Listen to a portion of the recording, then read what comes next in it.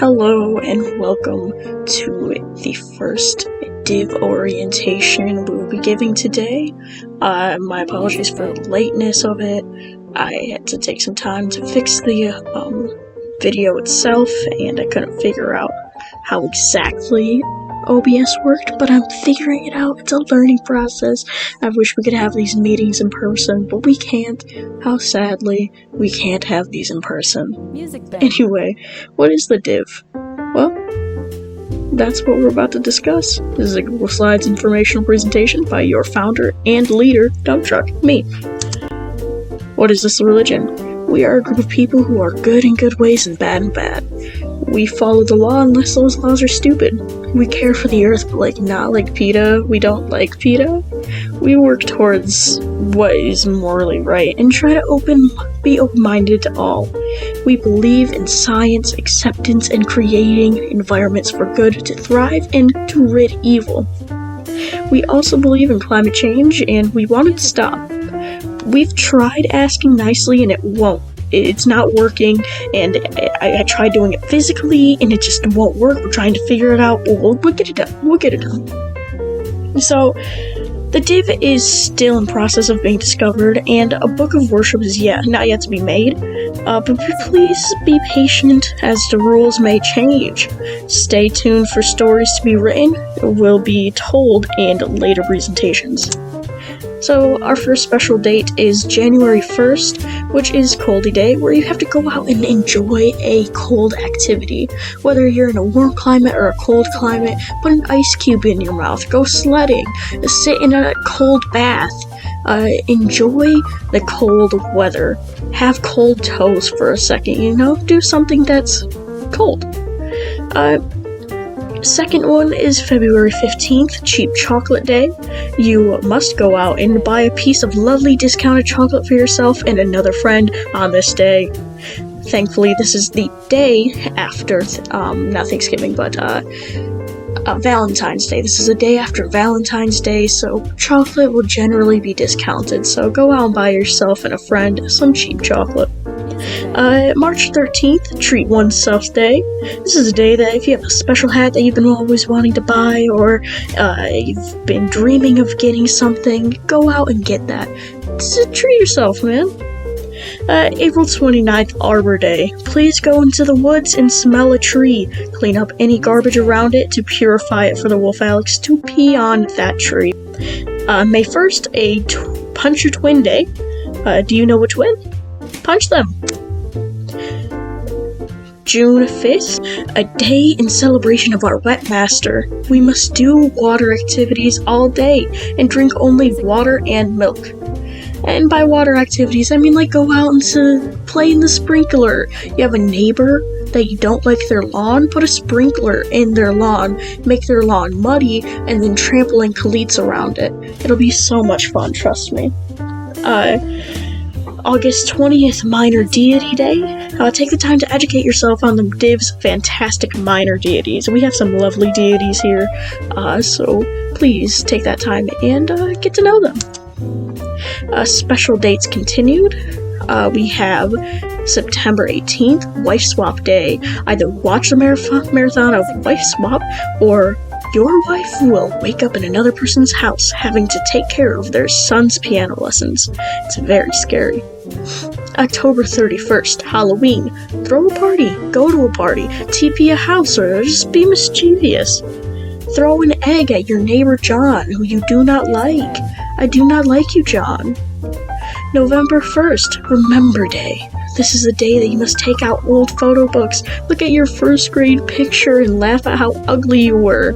I hate first graders, they're ugly.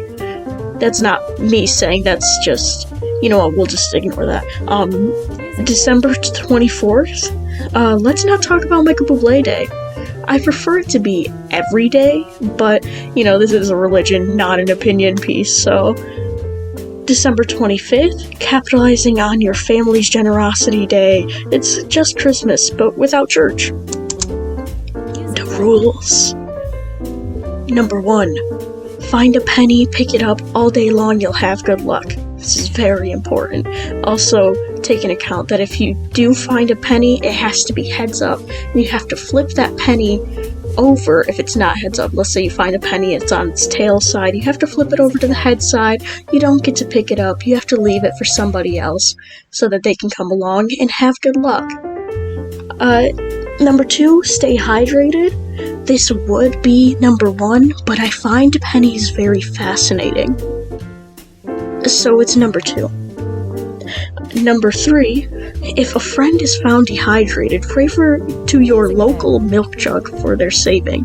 Go up to that milk jug, pray for their saving.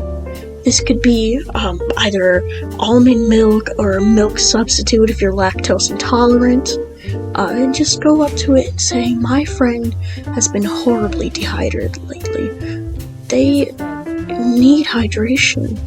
And I prefer to pour milk on them, but I don't want to waste such a lovely substance. And hopefully, our lovely deity Comhorse will praise them that day and allow them to stay hydrated. Number 5, fossil fuels are bad and a praise to the working of Snorse. Snorse is the evil one of our theology. He's horrible, he's a jerk, he does bad things, and he wants you to stay dehydrated. Number 6, no givesies backsies, it's BS, is if the original giver gives it. Sorry. Number 6, no givesies backsies is BS, and if the original giver wishes for it back, be graceful and kindly return it. If not, you will suffer the disappointment of Comhorse. Comhorse, the lovely, lovely Comhorse. Number 1, they are the main deity. They are always wet, and I don't generally know what they're covered in, but they are always wet. I don't know. Number 3, he wants you to stay hydrated. He's a very kind and honorable deity. He wants you to be drinking either milk or water at all times. Soda, pop, whatever you call it, it's not good enough for him. You need water or milk. Failure to follow the rules will result in their disappointment. When they speak to you, it is shown through your desire for milk. So let's say you have a dream about you drinking milk, or you're like, wow, I don't normally drink milk, but recently I've just been having a craving for it. Just go ahead and count that as him trying to talk to you, because he is. Number 6, he obviously finds milk very pleasurable. He's not more immortal, but he is vibing, and he can give other people the power of immortality. That's why lobsters, in fact, are immortal. He prefers chocolate milk out of all of the milks. He thinks chocolate milk is the best, which is fair. So how did Comhorse come to be? Well, you see, Comhorse is from the small planet Pluto in the sky. At first, they were a drop of frozen liquid, till one day a meteor struck the Earth, killing all the dinosaurs. Little did anyone know that meteor was containing the first enemy of the Divs, Snorse. He came to the Earth after seeing how wet it was, and he disliked seeing how damp it was in the damp environments here. So at first, he succeeded at killing off all the wet dinosaurs, turning them dry. But the temperature from the blast gave off just enough heat for the drop on Pluto to warm. So as Snorse was fast at work, the drop of liquid was forming the shape of a horse. Over time, the shape grew until it formed Comhorse, who came to the Earth in order to seek revenge to whomever woke them. So who is Snorse? Well, I'm glad you asked.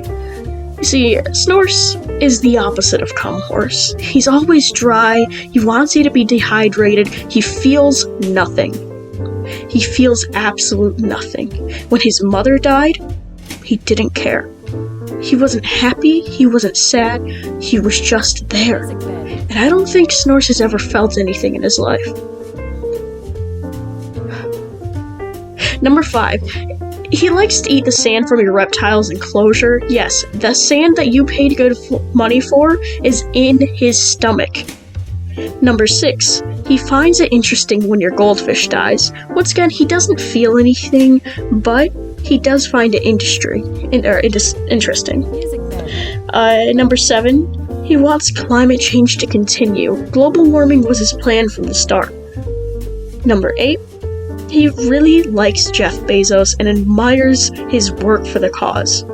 Number 9. He believes in minimum wage being $5 an hour and wants 10-year-olds to join the workforce. He really likes Texas and he helped create Texas Roadhouse. He thinks Chick-fil-A is, quote, the bee's knees, and he also supports Ohio. No, I am unaware of his stance outside of American politics. He will not tell me. I keep emailing him and he only responds with Photoshop pictures of him on Mitski's album covers, and it's making me uncomfortable. The last one he sent was his face on the cover of Be the Cowboy, but he made his eyes able to follow you wherever you moved. I didn't know what he expected from this, but it was upsetting.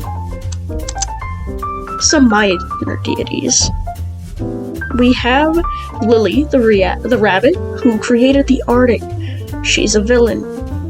Alex the wolf, who created the woods. He's a hero. Rex, the wind of chaos. I'm not really sure what he does, or if he's good or bad. But he is fast.